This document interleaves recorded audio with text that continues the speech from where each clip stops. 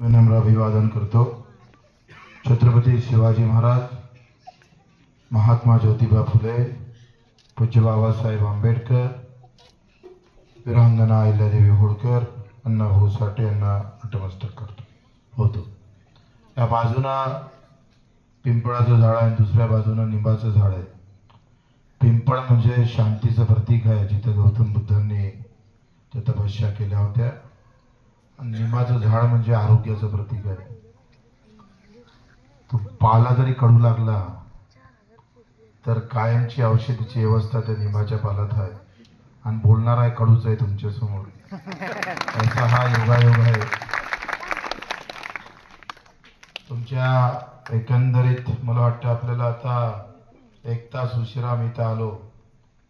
सगळ्या इकडे सभा घेत असताना प्रत्येक गावागावात जातो, त्याचे चेहरे वाचतो। मला एकतर शेतकऱ्याचं कमाल वाटते का सगळं पीक पाण्यात गेल्यानंतरही तो घरी आलेल्या माणसाचं स्वागतात कुठेही कमी करत नाही। मागा चौकात काही लोकांनी जेसीबी ठेवल्या आणि वरतून फुलं टाकतो म्हणे। म्हटलं बाबा, ही फुलं टाकायची वेळ नाही आहे। माझा शेतकरी जर तिकडे मरत असेल आणि आम्ही फुलं टाकून जर स्वागत करत असेल तर त्याचा संदेश चांगला जाणार नाही। पण तरी गडी ऐकायला तयार नव्हतं की जी व्यवस्था आमच्या मागे लावून टाकली का कार्यकर्त्यांना असं वागावं, अशा प्रकारचा सत्कार करावा। हीच खरं तर यानंच आमचे नेते मंडळी जे आहे ना, जे महाग चढलं ना त्यांच्यावर, त्याच्या ह्याच्यामुळे आम्ही दुःख विसरून त्याचं सगळं ढोल वाजवत आणतोय आम्ही गावापर्यंत। त्याला दुःख मांडण्याची आमची तयारीच नाही आहे। योगायोगानं या सगळ्या मायलेकी एवढ्या इथे उपस्थितीत आहे। मला शरद जोशीचं फार जुनं चांदवडचं आंदोलन आठवतं।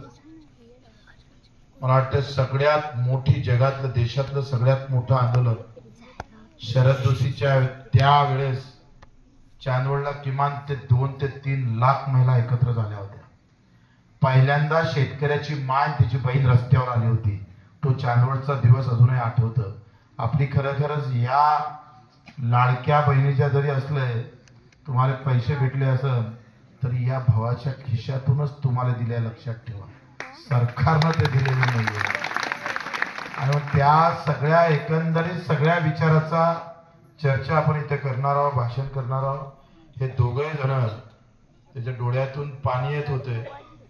खरं तर तो सगळं मांडत असताना त्या जो काही भावना प्रदान होत होता, ही खरं तर ही वेदनाची सभा आहे, मतमागाची सभा नाही, ही जातीची नाही, धर्माची नाही। आमची काय वेदना असन तो त्याच्या भाषणातून खूप, आमचं तो काय नाव ऋषिकेश आहे, आमचे तोडगावकर आहे, सगळ्यांचे नाव, सगळ्यांनी खूप प्रचार केला। आणि प्रदीप तर मी सांगतोय प्रचंड ताकदीचा कार्यकर्ता आहे। गेल्या 10 वर्षापासून मी पाहतो। मला माहितच नाही तो सरपंच झालाय, म्हणजे या गावचा सरपंच आहे। कार्यकर्त्याला पद भेटलं तर त्याचे किती चांगले परिणाम। मी पण कार्यकर्ताच होतोय। मी माझ्या गावचा पहिले ग्रामपंचायत सदस्य झालो, मग जिल्हा परिषद झालोय, मग सभापती झालोय। एकाही पार्टीचा पाठिंबा नाही, कुठल्याही नेत्याला बोलावलं नाही, कुठल्याही नेत्याचा जय जयकार केला नाही, कोणत्याही पार्टीचे झेंडे लावले नाही, हिरवाय लावला नाही, भगवाय लावला नाही, निळाय लावला नाही, पिवळाय लावला नाही। जे काय होतं ते आम्ही डोक्यात तिरंगा घेऊन काम केलं। आणि मी पुऱ्या राज्याला सांगितलं का निवडून आले नेत्याचं मत पाहिजे नाही, निवडून आले या जनता जनार्दनचं मत पाहिजे। आम्ही धाडावर सांगितलं लोकांना।